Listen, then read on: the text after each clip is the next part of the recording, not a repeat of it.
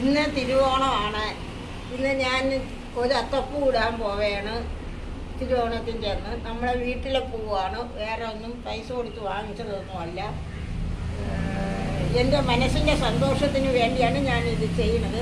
എൻ്റെ ചെറുപ്പത്തിലൊന്നും എനിക്ക് ചെയ്യാൻ സാധിച്ചില്ല, കാരണം ജീവിത പ്രശ്നമായിരുന്നു. അതുകൊണ്ട് എനിക്കൊന്നും സമയം കിട്ടാറില്ല, ഞാൻ ഒന്നും ചെയ്തിട്ടില്ല. ഇപ്പം ഞാൻ വിശ്രമ ജീവിതത്തിൽ എൻ്റെ മനസ്സിന് സന്തോഷമുള്ള പല കാര്യങ്ങളും ചെയ്യണമെന്ന് എനിക്ക് തോന്നി. അങ്ങനെ അതിൽ ഒന്നാണ് ഇത്.